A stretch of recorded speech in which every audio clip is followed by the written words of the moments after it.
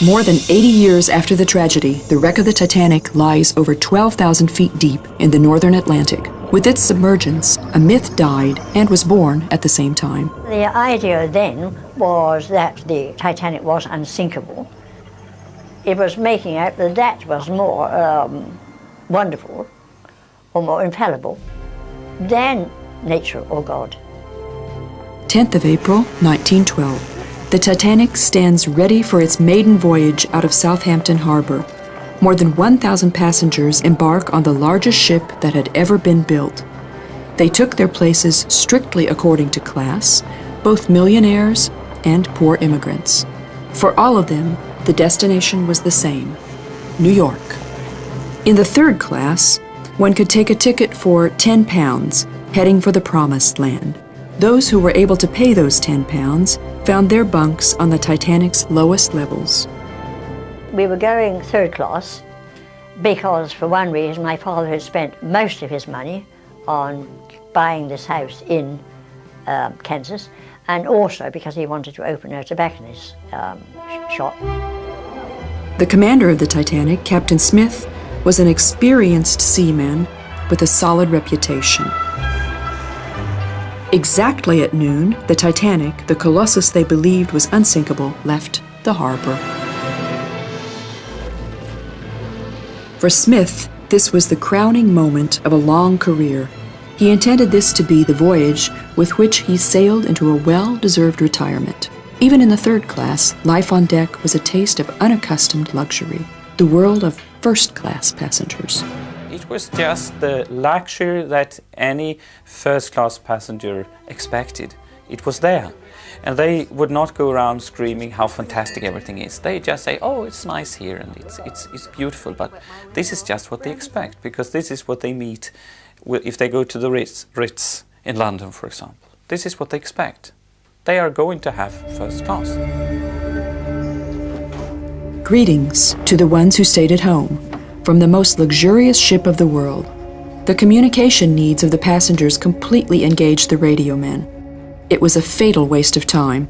The more and more frequent ice hazard signals were ignored by the Morse operators.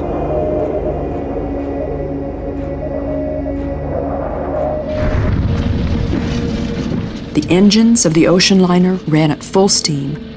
15th of April 1912, shortly before midnight, about 1,500 feet in front of the ship, the lookout noticed the outlines of an iceberg. On the bridge, the first officer tried to maneuver the ship out of the way of a collision.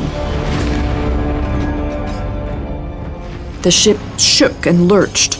A few curious passengers from first and second class went up on deck to have a look. Men played football with these pieces of ice that had fallen down on the forward well deck. And first-class passengers looked down on them from higher up to see what was going on, because they thought it was fun. But to start with, it was something that happened, and they had to clear out the damage, and then they would be going again. Deep in the flanks of the ship, a hole had opened. Water poured in and started inundating the boiler room. My father went up on deck to find out what had happened and came back down and said, apparently the ship has struck an iceberg. Will you get the children out of bed as quickly as possible and up on deck? People on deck are still calm. Many of the passengers had not even noticed the collision, but Captain Smith already knew the cruel reality. His ship was lost, and in the lifeboats, only half of the passengers would fit. There was some kind of breakdown with this man, that he couldn't actually cope with the situation because they lost so much time. Distress rocket. The crew hoped that the ship close to the Titanic could help. Only after midnight did the captain give commands to send emergency. Morse codes. Meanwhile, water pours, unstoppable, into the ship. A lot of people thought it was unsinkable and so didn't bother to move, just stay where they were. But my father must have had a different idea. But he got us immediately out of bed and on deck. So he was either, he had forethought, or had a premonition or something that something really was bad happening. The passengers were unwilling to get into the lifeboats. First the ladies, then the children, and at last men.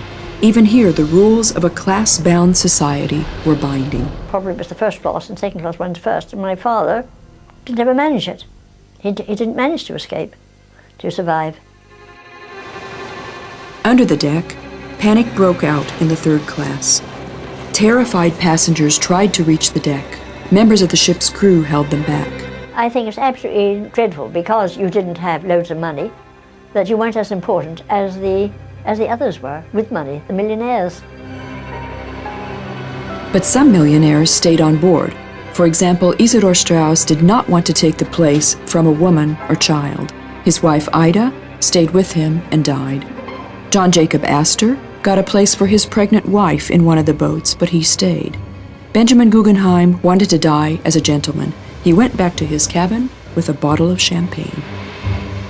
There were so many women and children left on the Titanic because suddenly they were like ants coming up on the boat deck, and they couldn't understand where they had all been.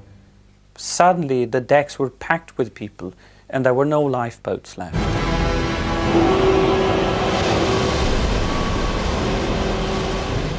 The women and the children who were left, I mean, they absolutely panicked because they could see there was no hope at all. They couldn't jump in the sea. Well, they jumped in the sea, they would have been drowned.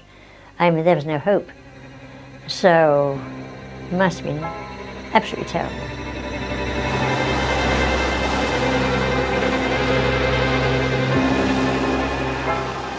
They tried to get away from the water as much as possible and climbed higher and higher and higher. But when Titanic broke in two, the stern section started shaking so violently that actually she shook off the people, most of them that were hanging up there. And then they fell down. And to me, it's just an awesome picture. And also again, to think of thinking again of my father being on it when I see it sinking.